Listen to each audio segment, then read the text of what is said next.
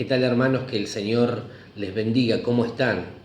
Deseamos de todo corazón que realmente estén pasando este tiempo de la mejor manera posible, sobre todas las cosas, con mucha paz en el corazón, confiando en el Señor, sabiendo que todas las cosas que acontecen en nuestra vida, en la vida de los que amamos a Dios, son para nuestro bien. Aunque quizás haya momentos en los que no logremos ver de qué se trata, no logremos ver esto que estamos diciendo, pero debemos confiar en las promesas de Dios. Todas las cosas, dice la Biblia, sabemos que todas las cosas ayudan a bien a los que aman a Dios. Así que mi deseo y el deseo de Paula es que este tiempo lo atraviesen cada uno de ustedes como familias, como matrimonios, como hijos, como esposos, como padres, de la mejor manera posible, porque sabemos y confiamos que lo que viene es mucho mejor de parte de nuestro Dios para cada uno de nosotros.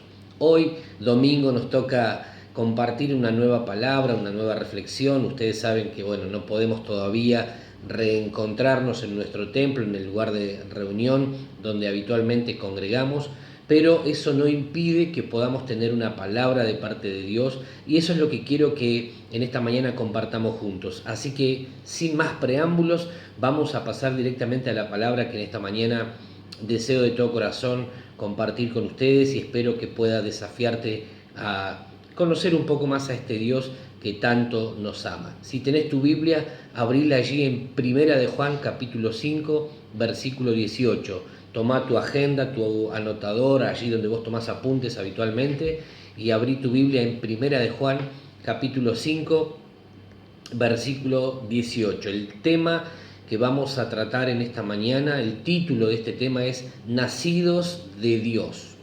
Nacidos de Dios. Todos saben, o debiéramos saber, que tenemos cada uno de nosotros dos, aquellos que somos hijos de Dios, ¿no?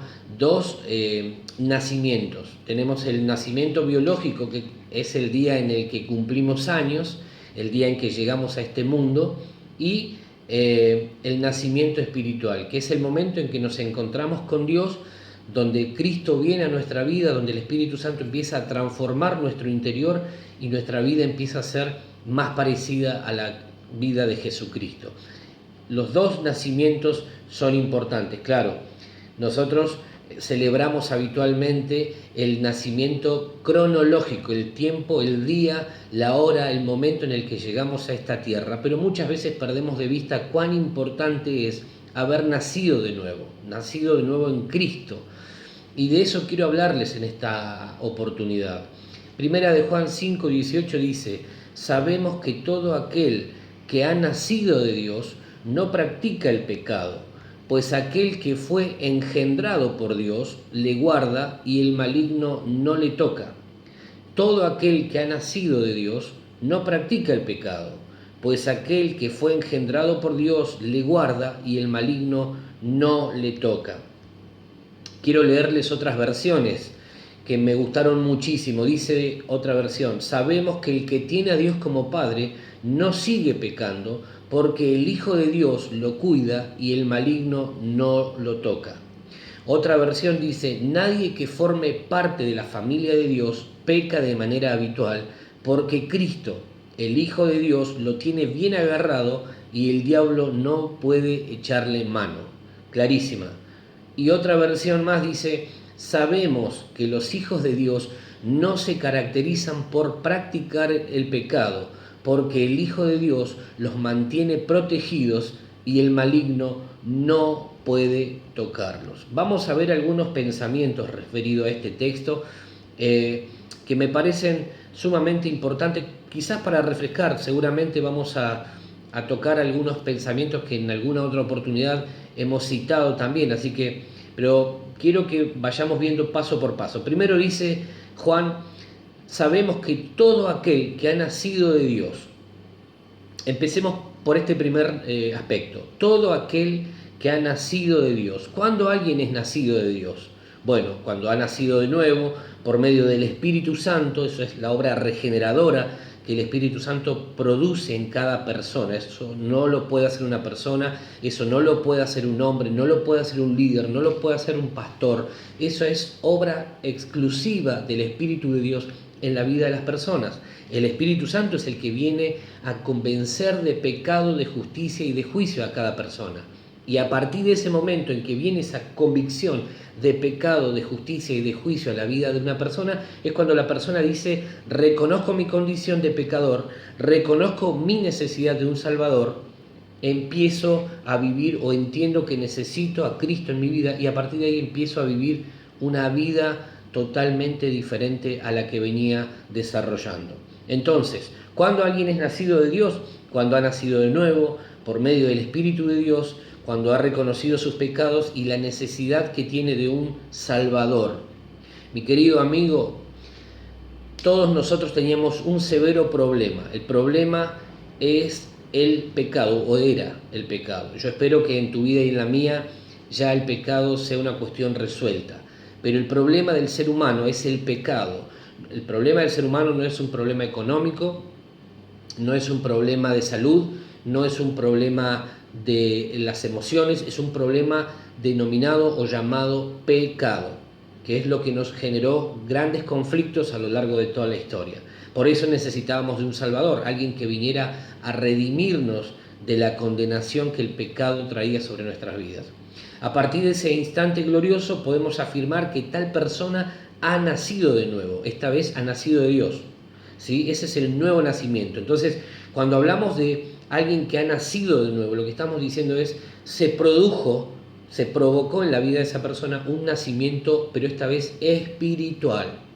A partir de ese momento nosotros podemos afirmar entonces que hemos pasado por el segundo nacimiento, el nacimiento en el Espíritu, el nacimiento de nuevo, el haber nacido, pero esta vez de Dios.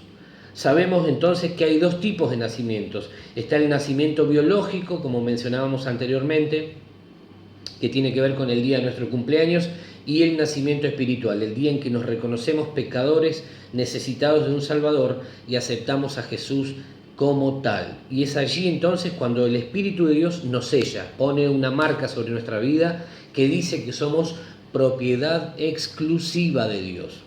Cuando hablamos de esto es importante tenerlo presente. ¿Por qué? Porque yo soy propiedad exclusiva de Dios en tanto y en cuanto mi vida ya no esté atada al pecado. Dios no puede habitar en un lugar donde hay pecado. ¿Por qué? Porque la santidad no puede cohabitar donde hay pecado. ¿Sí? La Biblia afirma que somos templo del Espíritu Santo. Y si yo soy templo del Espíritu Santo, lo que debe habitar en mí es diariamente la presencia de Dios. Y la presencia de Dios no habita, no puede estar donde hay pecado. Por eso es importante que nosotros entendamos que somos propiedad exclusiva de Dios. Se ha pagado un precio por nuestra redención. Ahora bien, puede ser que haya personas que aún habiendo reconocido a Cristo como su Salvador, permanezcan atados a pecados. Lamentablemente, a lo largo y ancho del planeta Tierra hay personas que han reconocido alguna vez a Cristo como el Salvador del mundo, pero no lo han hecho Señor de sus vidas. Yo puedo reconocer a Jesús como el Salvador de mi vida, como la necesidad misma que tengo de un Salvador. Puede ser que Él sea mi Salvador, que yo lo haya aceptado como Salvador de mi vida, pero aún no le haya entregado el señorío, el gobierno absoluto de mi vida, de mis decisiones, de todo lo que tiene que ver conmigo. Entonces, ¿qué sucede? Puede ser que, aún habiendo confesado a Cristo, yo siga viviendo de espaldas a Jesús. Y eso es lo que pasa con mucha gente. ¿Cree en Cristo? Sí.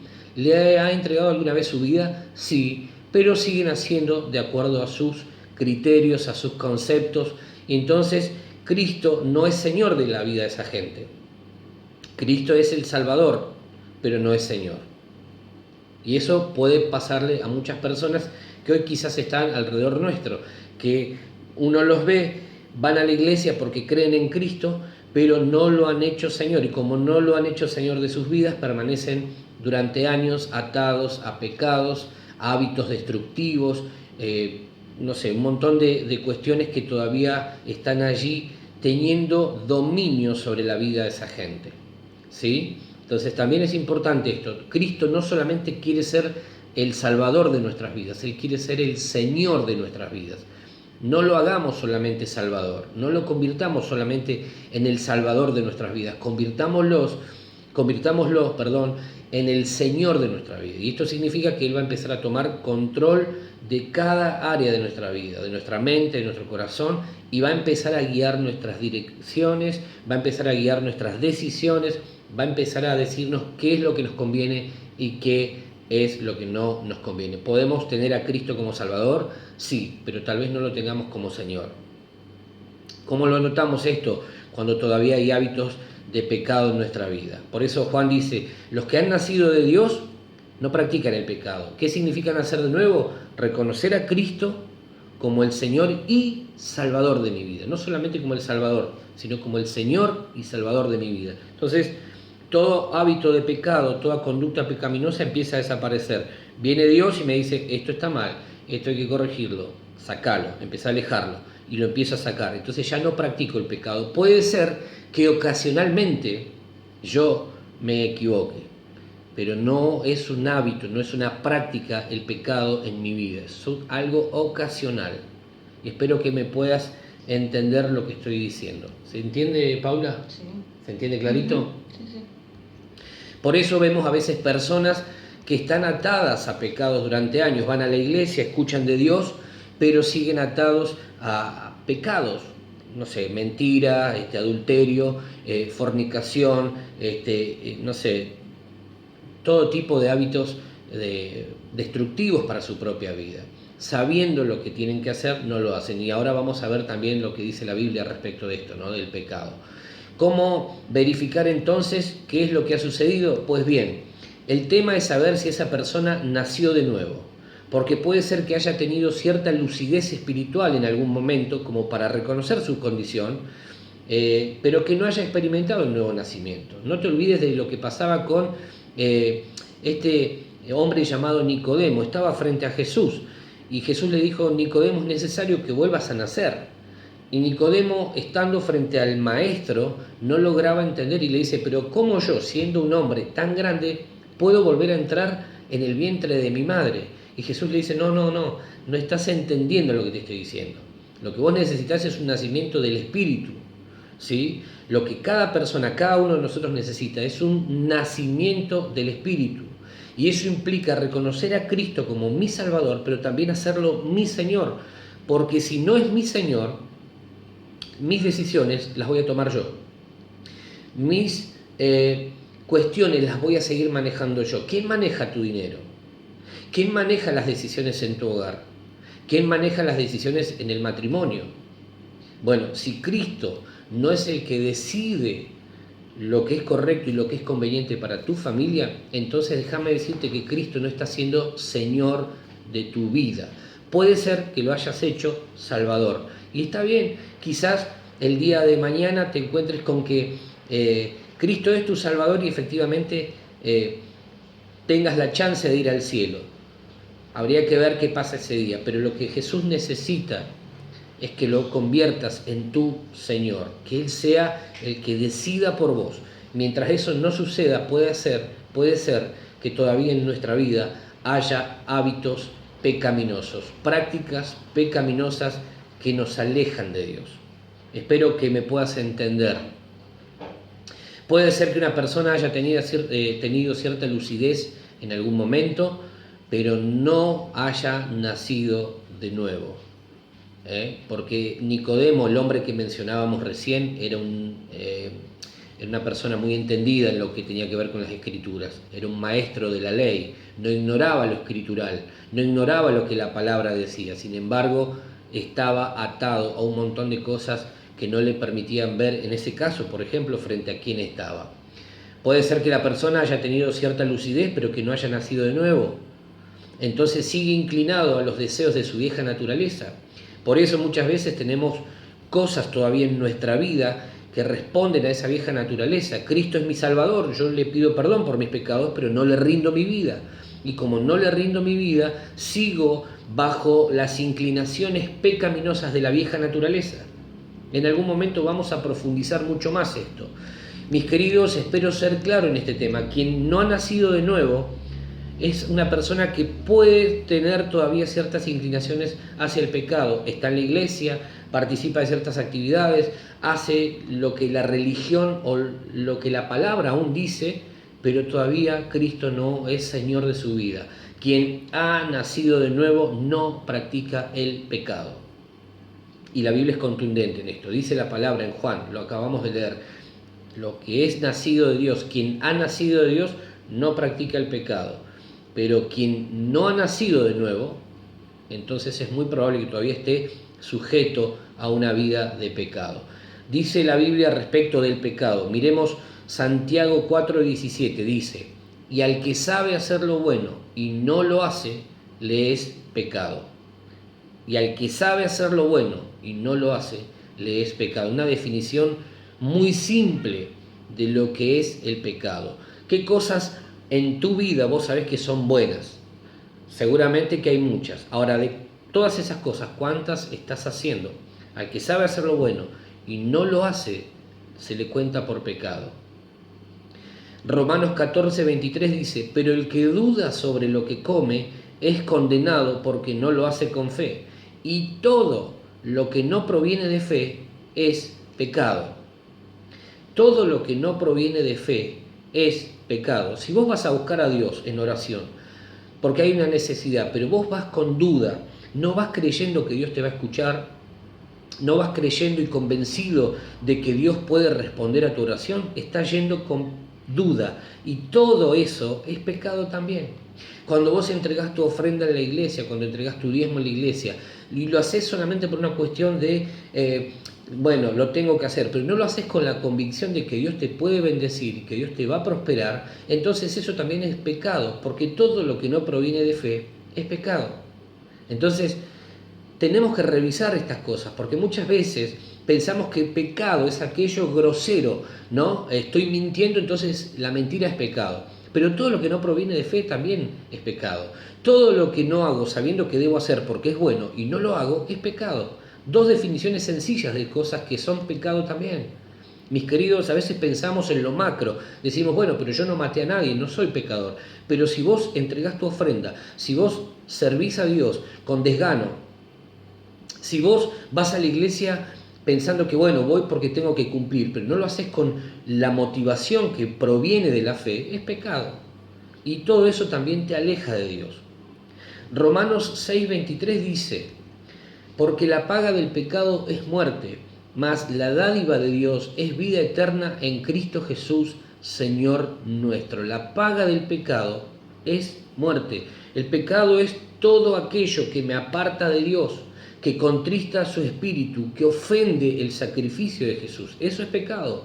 Todo aquello que a vos y a mí nos aparte de Dios, que ofende el sacrificio de Jesús, que contriste el Espíritu Santo en nuestra vida, es pecado y nos aleja de Dios. Estamos ofendiendo a Dios, contristando a su Espíritu, ofendiendo el sacrificio que Jesucristo realizó por vos y por mí en la cruz del Calvario. La pregunta es entonces, ¿por qué alguien que sabe que todo pecado conduce a la muerte quisiera seguir pecando? ¿Por qué, si sabemos que el pecado nos conduce a la muerte, por qué muchas veces toleramos pecados en nuestra vida? Ningún pecado es en apariencias despreciable, esa es la respuesta. Ningún pecado en apariencia es horrible, es despreciable, al contrario, es seductor. Todo pecado es placentero. Preguntale si no a Adán y Eva qué fue lo que percibieron cuando vieron el fruto, ¿no? Porque el pecado nunca se presenta como tal, siempre viene camuflado. En este caso, el pecado venía camuflado, disfrazado de fruto. Lo hallaron, lindo, lo hallaron codicioso, codiciaron ese fruto. No lo hallaron despreciable y horrible. ¿Por qué? Porque si hay algo que el pecado hace, te muestra lo placentero.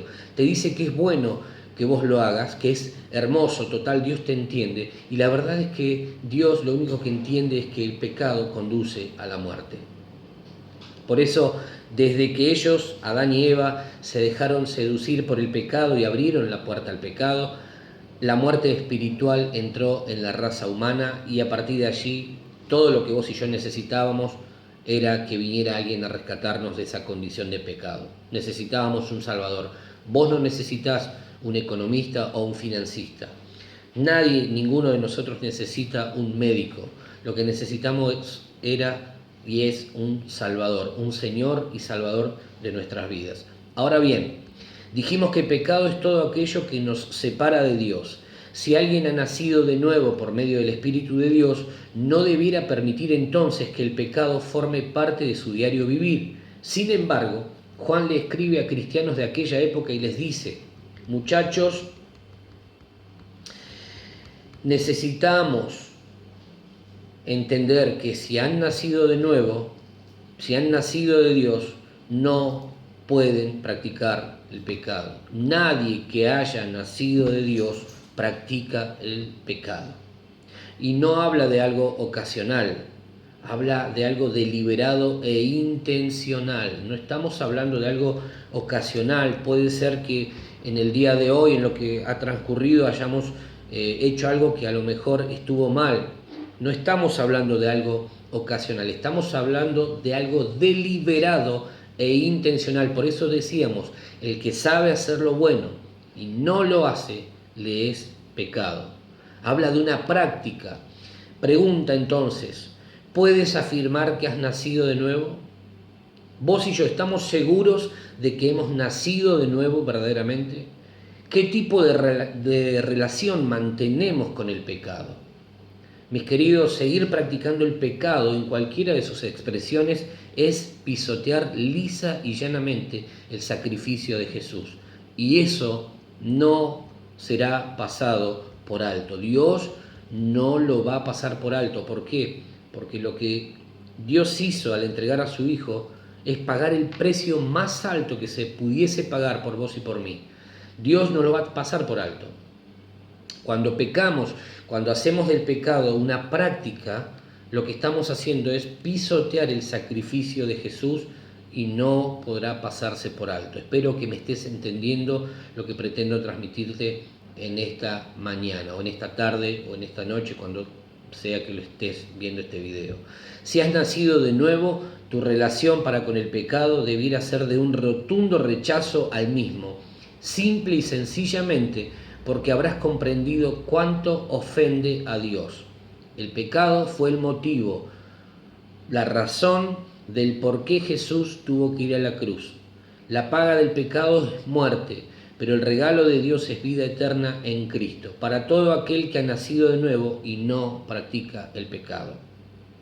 Pecado es entonces saber qué es lo bueno y no hacerlo. Pecamos cuando, conociendo lo que tenemos que hacer, no lo hacemos. Quiero hacerte algunas preguntas. ¿Es bueno orar? Sí, claro que sí. Seguramente que vos también estás de acuerdo. La pregunta es, ¿lo practicamos? ¿Lo hacemos? ¿Es bueno leer la Biblia? Claro que sí, me vas a decir. ¿Lo practicamos? ¿Lo hacemos regularmente? ¿Es bueno perdonar? Sí, claro, como que no, si la Biblia lo dice. Ahora la pregunta es, ¿lo hemos hecho? ¿Hemos perdonado cuando nos han ofendido? ¿O todavía vivimos guardando rencor? Eso también es pecado. ¿Es bueno congregarse? Y bueno, pero ahora no nos estamos congregando porque está imposibilitado de que se pueda hacer. Bueno, perfecto. Pero cuando tenemos encuentros como los que desarrollamos en la semana, cuando nos congregamos habitualmente sin tener en cuenta este periodo, ¿vos te congregás habitualmente, te congregás regularmente? ¿Sabés que es bueno congregarse? Bueno, ¿es bueno servir? Claro que sí. ¿Lo hacemos? ¿Es bueno ofrendar y diezmar para sostener la obra? Claro que sí. ¿Lo hacemos fielmente? Preguntas que tenemos que hacernos. ¿Es bueno pasar tiempo con mi cónyuge, Paula? Sí. ¿Lo hacemos frecuentemente? Ustedes no la ven, pero está acá al lado mío, Paula. ¿Lo hacemos frecuentemente? Debemos tener tiempos porque hay cosas que necesitamos revisar continuamente. ¿Es bueno tener los devocionales familiares? Claro que sí. Ahora la pregunta es, todo esto que decimos que es bueno, cuán importante y necesario consideramos todo esto en nuestra vida. Si decimos que sí, que es bueno congregarse, que es bueno servir a Dios, que es bueno orar, que es bueno leer la Biblia, que es bueno servir, que es bueno ofrendar y diezmar, que es bueno pasar tiempo con nuestro esposo o esposa, que es bueno tener los devocionales familiares, decimos que sí, decimos amén. La pregunta es, ¿lo estamos haciendo fielmente, frecuentemente? Porque si no, caemos en la condición de pecado. Al que sabe hacer lo bueno y no lo hace, se le cuenta por pecado. Anotate este pensamiento por ahí. Si es bueno, es necesario. Si es bueno, es necesario. Dios es bueno y es necesario que esté en nuestra vida para que nuestra vida sea una vida bendecida en todo. Todo lo bueno proviene de Dios. ¿Por qué? Porque Dios es bueno. Todo lo bueno proviene de Dios. ¿Por qué? Porque Dios es bueno. Debemos entonces deshacernos de toda forma de práctica pecaminosa en nuestra vida, porque de lo contrario esto nos irá alejando lentamente de la presencia de Dios. Llámese mentira, llámese malas palabras, llámese ira, llámese enojo, impaciencia, incredulidad, adulterio, fornicación, llámese no hacer lo que tengo que hacer, que sé que es bueno. Tengo que sacarlo de mi vida porque todo eso es pecado. Anotá este otro pensamiento por allí. Si es pecado, te alejará de Dios y te conducirá siempre a la muerte.